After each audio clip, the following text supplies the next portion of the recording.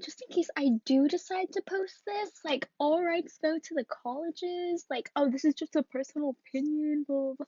I don't know. I just really don't want to get sued because I'm gonna be a broke college student in a few months. So this is just for the funsies and not meant to hurt academic career. I don't know how to like word this. Just like, don't sue me. Yeah. I'm about to rank college rejection letters. I just want to pause real quick and apologize for the lack of left eyebrow in the rest of these clips. I honestly did not realize that I look eyebrow bald. This is a transition to the next clip. I'm gonna be ranking the rejection letters with my pal here. Wow! We're gonna be ranking it under 3 criteria. The first being how straightforward the letter is. Like, do you know you're being rejected right now, buddy? The second qualification is how stereotypical the letter is. So the more stereotypical, the lower the ranking, you know? And then the third and final criteria is the feeling you're left with after reading the letter. So is it uplifting? Like, even though that college said you're not good enough for them, do you feel good enough for you? Do ya? So let's get to it. It's transition time! Wow! Hi guys, so the last time you saw me, I was in a gray hoodie and it was 1 a.m. and I got yelled at because apparently that's an unreasonable time to be awake and yelling. So here I am at a reasonable hour and I'm going to be rating these rejection letters. So first up, I'm gonna be rating Cal Poly's rejection letter. Fun. So let's get to it. So I'll give it to them. Their letter's really straightforward. You do know that you're being rejected within the first 3 seconds of reading it, so woohoo. However, it is very stereotypical. Only like maybe one of their sentences out of like their 3 mini paragraphs is not copied and pasted off of Google. So 2 out of 10, buddy. 2 out of 10. Okay. That feeling you get afterwards, like that uplifting feeling, I gave them a 4 because their last sentence, at least they tried, you know. Some colleges are just like, peace out, but then they're like, we hope that you and your loved ones are safe. Blah, blah, blah. Yeah. Okay, whatever. I don't know how to find uncopyrighted music. Our next letter is from Emory. So this one's fun because it's more like a 2-for-1 rejection. This one is a rejection from Emory College and Oxford College. If you don't know, Oxford and Emory are like associated with one another, so you go to Oxford for the first 2 years and then you're in Emory, or you just go straight to Emory for all 4 years. So that's that. So rank time. I gave them a 9 for how straightforward they are because, well, it's very straightforward. You know you're rejected. I'm just saving that 10 for like you've been rejected in the first sentence. So yeah, the stereotypical part, I gave it a 2. It really does seem like they just Googled rejection letter and just copied and pasted whatever came up. It was very, very stereotypical, like your standard rejection letter. And then uplift, unlike Cal Poly, I gave this a 2. Marie's rejection letter, I don't know if I would say it came off cold, but it didn't come off the most uplifting. It kind of would have made me sad if I were reading this. And like, especially if Emory was one of my top choices and receiving this rejection letter would kind of just make me feel like, wow. Okay, let's go to the next one. Woohoo. Beep, boop, bop, beep, beep, boop, bop, bop, beep, boop, boop. John Hopkins, woo! For straightforward, I gave them a 9. Honestly, I feel like I could have possibly given them a 10 because they do go straight in with thank you for your interest, and that basically in my head is like a, you really tried. Thanks. For stereotypical, I gave them a 3 because they were stereotypical, but the only reason I did not give them a 2 is because they link like a frequently asked questions thing on why you were rejected. That's innovative. They're not going to be getting emails from all these random people being like, tell me why. And then for uplifting, I gave them a 4 because their last little sentence is kind of uplifting. It says, you know, we wish you the best for your future plans as you find another school that's right for you and your educational goals, blah, blah, blah, blah, blah. That's a nice farewell, a nice way to end a chapter. But I feel like if I was really pushing for Johns Hopkins, this would have left a little bit of a bitter taste in my mouth because it's like the whole part about finding another institution, you know? Me? Just me? No? I don't know. Maybe it's just me. Okay. So next up we have Northeastern, and this is an early action rejection letter, so I'm not quite sure if it's the same as a regular decision because I don't have that here with me right now. Like, I could probably look it up, but I'm too lazy, so here's their early action one. Okay, for this letter, I gave straightforward a 9.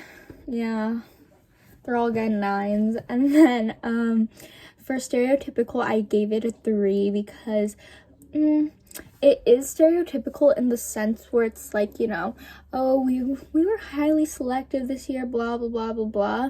But I kind of gave them a 3. Stereotypically, letters do have like a little bit of empathy and a little bit of like, oh, so sorry towards the person that they are rejecting, but I feel no sense of empathy, no sense of sympathy in here. They're not even sorry they rejected you. So that uplifting feeling, I did give them a 1. Yeah. It is what it is. I'm running out of sound, so I'm just gonna use iMovie sound effects. So yeah. Northwestern, let's go. For straightforward, I gave them a 9. Just like, honestly, keep on expecting 9s unless the first sentence is like, boy, no. For stereotypical, I gave them a 6 because even though they did have some stereotypical elements like explaining that there were a large amount of applicants, I really appreciate the fact that they give you a statistic and they don't just like, oh yeah, we had a lot of applicants. They do state that there were about 40,000 applicants or more for like a class size of about 2,000 students, so it would be a little difficult to accept everyone, you know what I'm saying? So that's like nice to know, like the statistic, and know that you're not alone and there are like 38,000 people who are in the same boat as you right now. And I also gave their uplifting scale that like I gave that a 6 as well because I feel like they do a thorough job of explaining, like, you know, it's not you, it's just, you know, it's getting more challenging to select like 2,000 students out of a 40,000 applicant pool. And they also like to explain like why that decision is made. They give you like a little link to see why. And yeah, I think they do a thorough job of explaining that it's not you. It's just a very difficult decision that they have to make. So, like, shout out to Northwestern. You guys are doing it right, bro. You know, maybe I'll give their uplift, like, an 8. Yeah. It's an 8 now. Heck yeah. It's an 8. Okay. So this is NYU, and this is going to be the last one I'm doing today because this is getting a little depressing. So, a little backstory. NYU is my top choice, and guess what, sis? We took an L. This is not the first time I'm going to be reading this letter. It's actually not even the second time I've read this letter. This is like the 50th time I've read this letter. So I do have an opinion formed on it already. But don't worry, stay tuned. It's not salt. Okay? It's not salt. So straightforward 9, stereotypical 3. You can read it, a lot of stereotypical elements, but uplift, this is the one I really want to talk about. I ranked them an 8, and although you might be thinking, like, Angeline, 8? Really? I'm gonna stop you right there, okay? Because NYU was actually my top choice, and this is actually my rejection letter. So it was my top choice, and it was my last decision to come out, and honestly, I felt really at peace with this rejection letter. So when they sent it to me, I was like, okay, I didn't get in. That's really tough. But you know what? I feel at peace. This chapter is closed. I might not be going to New York, and I might not be spending 4 years there, but I don't know. It was just a nice way to close off this very stressful college admission season. I have an announcement, guys. I got lazy. So, I'm just gonna give you a quick rundown for the rest of these colleges. So we have Pomona for straightforward. I gave them a 10. You got rejected, okay? And then for stereotypical, I gave them a 5. I'm not sure why. After rereading it, it's very stereotypical, but I'm too lazy to change my scores. So yeah, 5. Good for them. Uplift, for some reason I gave them an 8. I think it's just because there's one part where it's in first person. So yeah, let's go to the next school.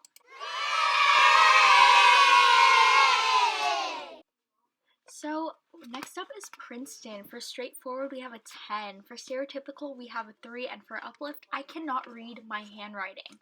So go ahead and determine that for yourself. I'm so sorry for all this background noise. Oh my god. So next up is Stanford. This, okay, hands down the best rejection letter I've ever seen. 10 for every category. Straightforward, 10, you know you're rejected. Stereotypical, 10, not stereotypical whatsoever. Uplift, 10, amazing. Makes me wish I applied so I could have gotten rejected. 10 out of 10, Stanford. Congrats. Okay, Berkeley, you frickin' suck. This rejection letter has no effort whatsoever. It's like 5 sentences. So, straightforward 9, stereotypical 1, uplift 2. Terrible, terrible.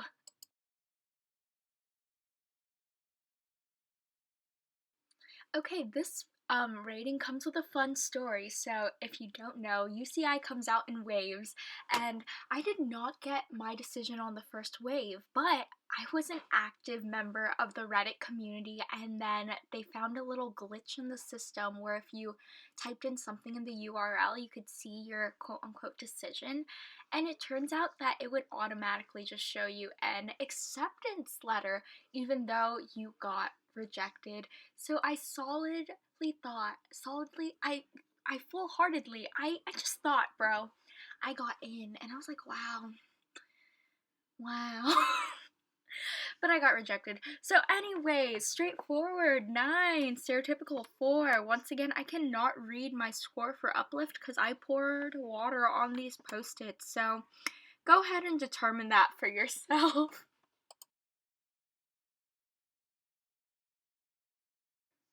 UC Santa Barbara was my first rejection, so it has a special place in my heart, you know? Just kidding. So straightforward 9, stereotypical 2, uplift, I think that's a 3, but once again, I cannot read my watery post-its, so there's that. Enjoy.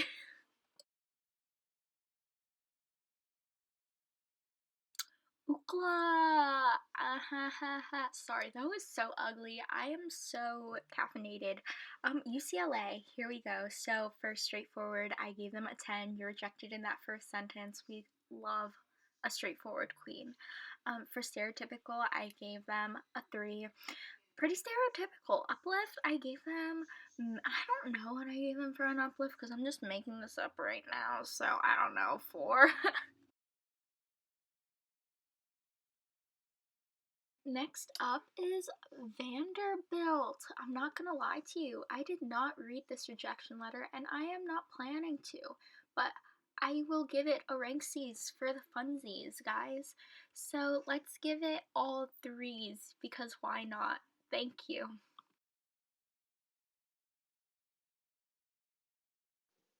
Hi guys. Okay, sorry. There was sun and we don't like that. We don't like that in our videos. So we're back again and this is the end of the video. That was fun, wasn't it? Anyways, I just wanted to make this video because I know it's a hard time right now with the quarantine, but it's especially hard for, seniors who aren't getting their graduation this year, whether it's like high school seniors, college seniors, senior citizens, not senior citizens. Alright, anyways, the whole point of this video was just like, I get it. It's difficult. It's not a fun year. On top of quarantine, no graduation, we also have to deal with rejection letters. And I know that's going to be tough for a lot of us because we may be rejected from our dream schools or we may be accepted into our dream schools, but that's not what this video is about. This video is about rejection. College decision season did not go very well. Yep. The point is, a few years from now, that school with their pathetic rejection letter is going to mean nothing, and you will always mean something to someone out there. Is that inspirational? Anyways, don't worry, you got this in the bag, bro. You got this in the bag.